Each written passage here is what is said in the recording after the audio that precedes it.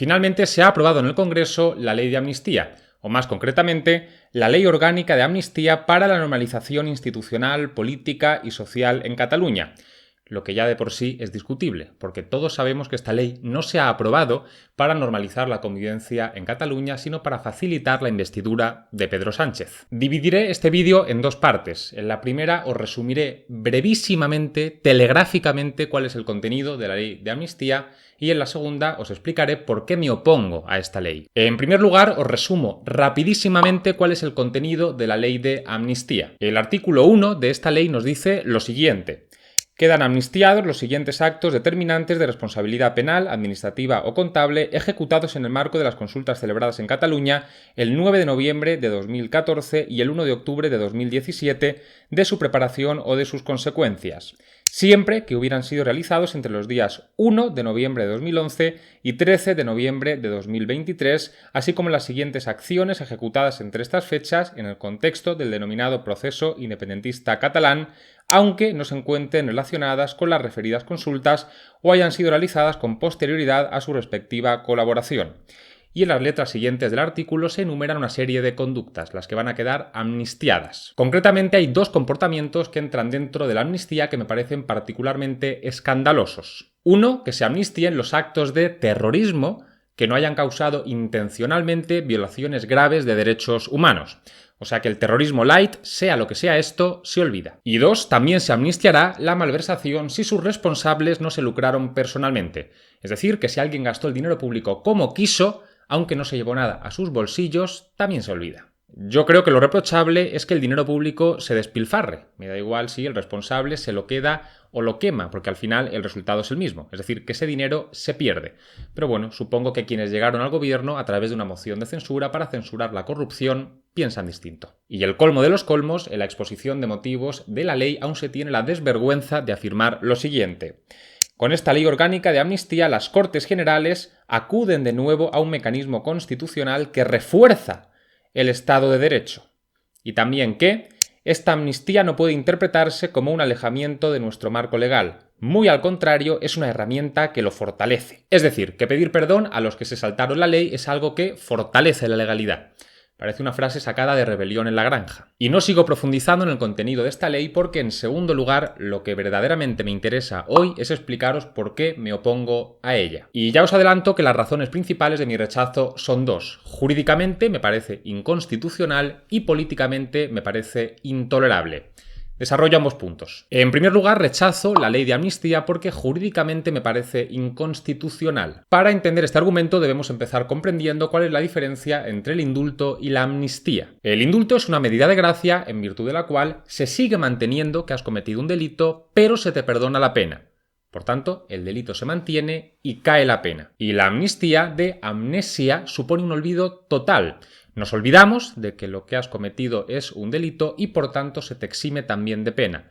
Luego aquí cae el delito y cae la pena. Las dos. Aclarado esto, ¿por qué digo que la amnistía es inconstitucional? Veamos. Nuestra Constitución permite los indultos particulares, es decir, aquellos que se conceden a una persona concreta por razones específicas. Indulto a la madre que hurtó en un supermercado comida para dársela a su bebé porque entiendo que nadie puede ir a prisión por este motivo. Pero nuestra Constitución prohíbe los indultos generales, es decir, aquellos que se conceden no a una persona concreta por razones concretas, sino a un grupo difuso de personas. Por ejemplo, estaría prohibido indultar de forma general a todos los que participaron de algún modo en el proceso. Por tanto, si a un grupo difuso de personas no se le puede indultar, mantener su delito y suprimir su pena, es evidente que a un grupo difuso de personas tampoco se le podrá amnistiar, suprimir su delito y suprimir su pena. Es una máxima jurídica elemental la de que quien prohíbe lo menos prohíbe lo más. Por ejemplo, si se prohibiera subir a los trenes con perros grandes por considerar que son peligrosos, aunque esto no se estableciera explícitamente, es evidente que también se estaría prohibiendo subir a los trenes con tigres, porque son más peligrosos aún, y algo similar ocurre con el indulto y la amnistía. Si el indulto general supone mantener el delito y suprimir la pena y está prohibido, es evidente que la amnistía, que supone algo más, no solamente suprimir la pena, sino también suprimir el delito, también tiene que estar prohibida, aunque esto no se establezca explícitamente. Sin embargo, hay quien ha querido darle la vuelta a la tortilla al sostener que la Constitución no prohíbe expresamente la amnistía y todo lo que no se prohíbe expresamente está permitido. Analicemos este argumento. Estoy de acuerdo con que esta máxima se aplique a los ciudadanos. Desde un punto de vista legal, todo aquello que no se nos prohíbe, se nos permite. Si a mí no se me prohíbe sacar a pasear al perro a las 3 de la mañana, se me está permitiendo y nadie me podrá sancionar por ello. Principio de legalidad. Pero este argumento se convierte en una locura si se aplica al Estado. Precisamente para que el Estado no abuse de sus enormes prerrogativas, le otorgamos una serie de competencias específicas y de ahí no se puede salir. Con lo cual, sostener que todo lo que no se le prohíbe expresamente al Estado se le permite es una auténtica barbaridad porque permitiría atropellos brutales. No obstante, la ley de amnistía no se da por vencida y trata de defender su constitucionalidad con uñas y dientes. Para que os hagáis una idea, la exposición de motivos de la ley, es decir, donde se explica por qué esta ley es constitucional, esto es más largo que la propia ley. Ya de entrada, esto es algo que hace saltar las alarmas, por eso de excusatio non petita, accusatio manifesta.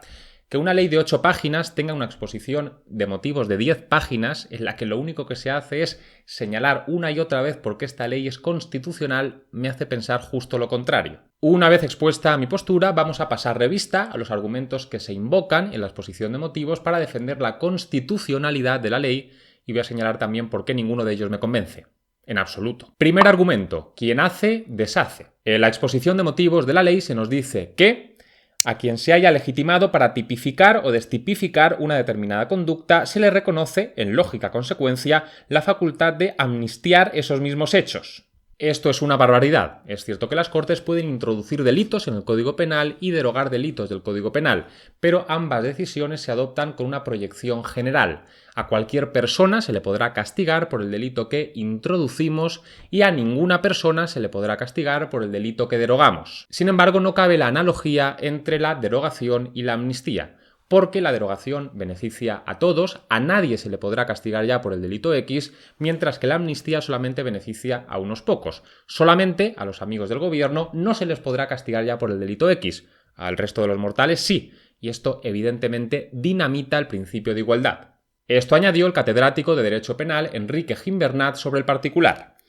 Por ello, la consecuencia lógica a la que apela la exposición de motivos de que si se puede derogar también se puede amnistiar es falsa, porque falsa es también la premisa de la que parte. El legislador ni puede, constitucionalmente, ni quiere, derogar delitos tan graves como, por ejemplo, los de terrorismo o los de malversación contenidos en esa proposición de ley, ya que no ha habido cambio alguno en la escala social de valores. Y ya que, en consecuencia, si lo hiciera, quedarían desprotegidos, al dejar sin pena estatal su lesión, bienes jurídicos de un rango tan alto como lo son la vida, la integridad física o el patrimonio público. Por lo que, si se quiere dejar sin castigo a los independentistas autores de, entre otros, los delitos de malversación y de terrorismo, la única alternativa que tiene para llevarlo a cabo no es, como sugiere la exposición de motivos, la de su constitucionalmente imposible derogación, sino sola y exclusivamente la de amnistiarlos. Segundo argumento. Otras leyes mencionan la amnistía. En la exposición de motivos de la ley de amnistía también se nos dice que nuestro ordenamiento jurídico que con normalidad incorpora en distintos preceptos la figura de la amnistía. Entre la legislación estatal cabría destacar, por ejemplo, el artículo 666, párrafo cuarto, del Real Decreto de 14 de septiembre de 1882, por el que se aprueba la Ley de Enjuiciamiento Criminal, donde se prevé la amnistía como una de las causas que obligan al sobreseimiento. Este argumento es el mundo al revés, al menos en dos sentidos. Primero, porque son las leyes las que tienen que encajar con la Constitución, y no la inversa. Si la Ley de Enjuiciamiento Criminal habla de la amnistía y la Constitución no, prevalece la Constitución, con lo cual no hay amnistía. Y segundo, porque son las normas más antiguas las que deben interpretarse a la luz de las normas más modernas, y no a la inversa. En vez de interpretar la Ley de Enjuiciamiento Criminal de 1882 a la luz de la Constitución de 1978, se nos está diciendo que interpretemos la Constitución de 1978 a la luz de la Ley de Enjuiciamiento Criminal de 1882, es decir, un delirio. Tercer argumento. En España ha habido amnistías. En la exposición de motivos de la ley se nos dice que la amnistía ha sido utilizada en numerosas ocasiones en nuestra tradición jurídica. No es una vía novedosa, cuenta con numerosos precedentes en España. El más importante, pero no el único, es la Ley de Amnistía de 1977. Ley 46/1977 de 15 de octubre. Este argumento supone una trampa evidente. Si estamos discutiendo si la amnistía de 2024 es compatible con la Constitución de 1978, a mí que me importa que hubiera una amnistía en 1977. Que se aprobara una amnistía en 1977 no me dice nada porque no implica que esta amnistía encajase con la Constitución de 1978, que aún no existía, y que es precisamente lo que yo niego. Cuarto argumento. En otros estados europeos se permite la amnistía. En la exposición de motivos también se nos dice que la amnistía se reconoce en el orden constitucional de buena parte de los países de nuestro entorno geográfico e influencia jurídica, y se citan a continuación una serie de estados europeos. Este argumento incurre en un clarísimo non sequitur. El hecho de que en otros estados europeos se permita la amnistía no quiere decir que en España también. O sea, son dos cosas que no tienen nada que ver. Lo único que podría decirse es que como en otros estados europeos a día de hoy se permite la amnistía, convendría pensar si conviene reformar la Constitución para permitirla a nosotros también. Que ni eso, porque a mí qué más me da lo que haga Francia. Pero, desde luego, este argumento nos sirve para justificar que hoy en día en España la Constitución permita la amnistía. Cualquier observador atento extraerá una conclusión clara después de repasar los anteriores argumentos. Si para defender la constitucionalidad de la amnistía tienes que acudir a otras leyes, a otras épocas y a otros países, es porque quizás la Constitución actual de España no la admite. Y esto no es algo que diga solamente yo. Todos los miembros del PSOE sostenían que la amnistía no tenía encaje constitucional hasta que necesitaron que sí lo tuviera para poder sacar adelante su investidura. Sin embargo, no basta con tener razón. Uno tiene que tener razón y poder para imponerla, que es precisamente el punto flaco del argumento jurídico. Aunque nuestros argumentos sean potentísimos, basta con que el Tribunal Constitucional diga que la amnistía sí tiene encaje en la Constitución para que todo nuestro castillo de naipes se derrumbe. Y os recuerdo dos cosas. Uno, que el Tribunal Constitucional es un órgano politizado o político hasta los tuétanos. Y dos, que el derecho lo traga absolutamente todo. Antes se decía en tono jocoso que en derecho se podía todo menos convertir al hombre en mujer. Pues bien, ya ni eso. Por tanto, os aseguro que con un poco de ingeniería jurídica el que manda puede hacer que todo encaje en la Constitución. Trasímaco tenía razón. Por tanto, pienso que la amnistía es inconstitucional, pero no rechazo la amnistía por ser inconstitucional. Es más, para mí esto es casi lo de menos. Si me opusiera a la amnistía solamente por ser inconstitucional, como hacen algunos, bastaría con que el Tribunal Constitucional dijera que es perfectamente constitucional para que mi único argumento desapareciera y tuviera que aceptar yo la amnistía, porque no podría aferrarme a ningún otro motivo para oponerme a ella. Y no paso por ahí. Por eso recalco que, en segundo lugar y principalmente, me opongo a la amnistía porque considero que políticamente es intolerable. La amnistía es inaceptable, sea constitucional o no, por el terrible mensaje que lanza. Si nada de lo que hizo esta gente fue ni siquiera delictivo, entonces resulta que la policía detuvo, la fiscalía acusó y los jueces condenaron a gente que no había hecho nada malo, con lo cual las tornas se invierten por completo. Antes los secesionistas eran los delincuentes y ahora es España quien se situó al margen de la ley, al perseguir y reprimir a pobres ciudadanos inocentes que no habían hecho nada malo. Javier Martínez Fresneda nos explicó perfectamente cuál es la diferencia entre el indulto y la amnistía y por qué la amnistía es tan vergonzosa. Nos dijo Javier que con el indulto el Estado te perdona, mientras que con la amnistía el Estado te pide perdón. Y todo para un puñado de votos para sacar adelante una investidura. ¿Hasta cuándo abusarás, Catilina, de nuestra paciencia? Y hasta aquí el vídeo de hoy. Sí me gustaría pediros por favor que comentarais en el vídeo y que le dierais me gusta si os ha gustado, porque así facilitáis la difusión del mismo. Al fin y al cabo llevo un tiempo fuera de YouTube y el algoritmo me está perjudicando, con lo cual toda ayuda es bienvenida. Hasta la próxima.